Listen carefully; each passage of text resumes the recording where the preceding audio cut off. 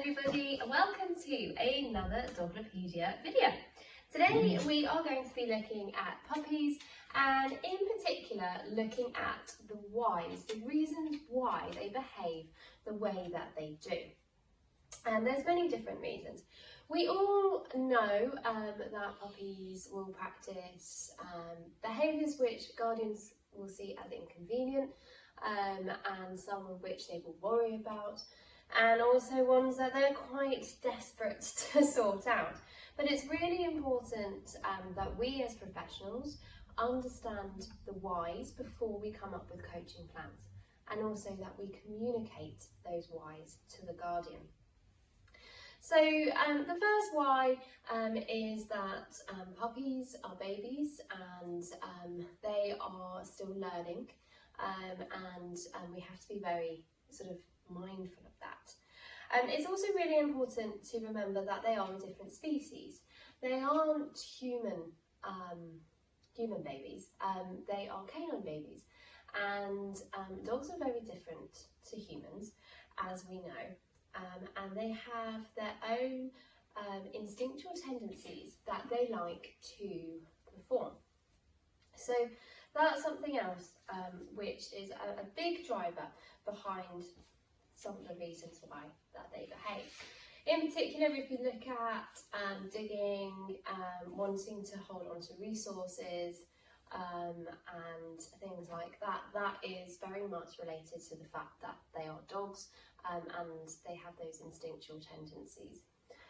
Sometimes you even see puppies and dogs patting down beds, and that all comes back down to their ancestry as well. There are sometimes things that to a human wouldn't be polite, but actually to a dog is polite. So things like sniffing bums. Now we know when a dog sniffs another dog's bum, that's a very polite greeting, that's their handshake, or the equivalent to the handshake for humans. And some guardians think that that's not appropriate, and again, it's our role to explain to them that that's what dogs do, that's a healthy, happy dog behaviour. So it's important to bear that in mind. Licking plates at the dishwasher, again, not something that you would expect human children or even human adults to do. However, if the opportunity is there for a puppy or a dog, they're going to do it because it's food and it tastes good. So, like I say, those 2 pointers are the first ones when we're looking behind the reasons why. A really big reason why behind some of the behaviours that you will see as practitioners is self-reward. So as we all know, dogs and puppies will do everything that they do for a reward. Now that could be treats, it could be attention from you, it could be toys and play. However, dogs will also be working for self-reward. Now self-reward is that feeling of that was fantastic. So when they go off and they chase a bird, it feels amazing, their instinctual drives are met, and they feel great, they have this massive rush of dopamine, and they're going to do it again because that reward was enough. And sometimes the self-reward is a bigger motivator than the rewards that we hold. So when we teach things like recall, we have to be the most important thing and the best motivation there is out there at that specific time. Chewing, digging, all other behaviours that are related to self-reward.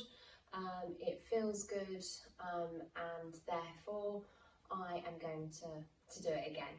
Ripping up things, ripping up newspapers, ripping up cardboard boxes and things like that. It feels amazing, and so they will do it again if it feels good. So self-reward is a biggie. Another big reason why guardians experience some of the behaviours that they experience in relation to particularly jumping up, feeding at the table, pulling on the lead, and also play biting, is human reinforcement. So sometimes the guardians can accidentally reinforce a behaviour. So if you think of jumping up, puppy jumps up, we go down, bend down to pat puppy as they're jumping up, they're getting a huge amount of reinforcement from that behaviour. They wanted you to say hi, they wanted you to love them, and you did. Therefore, the jumping up is being reinforced. Quite often see it with people who sort of don't even bend down, dogs jump up, or they pat them on the head and make a bit of a fuss of them. And when it's reinforced, the dog is going to do it again because they wanted the attention, they got the attention, so they got the reward, and therefore they are going to do it again. A good example of that is this little monkey down here. A lady just walked in before just to say hi, and he jumped up, she patted him, so of course it's reinforced. So back to basics we go again with that one. Even though we try. So sometimes with that we can be very good as professionals, we can be very good as guardians with preventing jumping up, but sometimes other people around us can reinforce it too. So it's not always the guardians that are reinforcing it, it is sometimes outsiders, and that's hard. It's a hard one to do, but we just need to communicate to those people. Or it's not really allowed to jump up. If you mind, would you mind just standing still until he sits, or he's got 4 paws on the floor? And most people will listen to you. Most people will. Feeding at the table as well. It only takes once for that behaviour to be accidentally reinforced for our dogs to do it again. And they will continue to do it again as long as it's working. So feeding at the table is one of those. If you haven't spotted there's a problem, maybe in your own household or with a guardian with feeding at the table, and then they start to try and stop, dog is still going to try for quite a while afterwards to get the outcome that it's previously had. So that is just human reinforcement. Pulling on the lead, we've all been there. We've got to go for a quick walk, we've got 20 minutes, and we've got 20 minutes to walk our dogs, and we just need to get it done. And our dogs are pulling, and we just have to put up with it because we've got to get to A to B within those 20 minutes, and we don't have time to try and stop and do some training along the way. So our pups pulled us for 20 minutes from A to B all the way around the block, and suddenly we have a reinforced lead pulling issue. I say we've all been there, but a lot of the pulling on the lead that you'll see at the beginning, particularly when they're very little, has been reinforced a little bit by those guardians.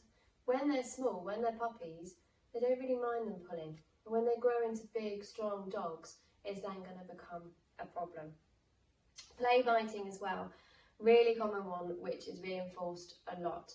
So I see so many guardians call me in, I've got a really bad play biting issue. I go along and I'm watching them play, and Pup isn't playing with toys with guardian on the other end of the toy, Pup is playing with hands. So they're leaving their hands in, Pup is having a good old mouth at their hands, they start to get a bit sillier, then all of a sudden they work their way up the arms, the teeth come out, and it all ends in tears. So it's being reinforced. The very fact that they're leaving their hands in is them reinforcing it. A much better way, go pick up a toy, redirect them onto the toy, or just stand up and if you feel teeth and ignore it. But play biting is very, very commonly reinforced accidentally without the owners even realising it. I think that's just human nature for us to want to leave our hands in. I'm not sure, and I do see a lot of people do that one. So the other thing as well to bear in mind, but the reasons why, is looking at basic needs.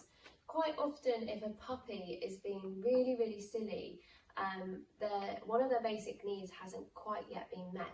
That could be hunger, so they could be hungry and they want some food. It could be a lack of sleep, so they need a sleep, or it could be that they need to go to the toilet. Pups aren't very good at letting us know when they need something, and therefore that's when you see those types of behaviours. So those are some of the rule outs that I always tell guardians to do if they're seeing Pup being very silly. They might also be in pain, so chewing and using their mouths and stuff could be a sign of teething, and obviously teething means they're going to be in pain, so they want to try and release the tension around their gums. So that's something to also bear in mind. Boredom and frustration is another one that comes into play. If they're bored, if they're after attention, they've learned that if they take something, guardian chases them, then they're going to do that because they're bored, they're a bit frustrated, so they will behave in that particular way. Another one which is really key, and is one that I want everybody to always think about when they are coming up with a coaching plan, an individual coaching plan to that individual puppy and to that individual owner, is breed traits and personality.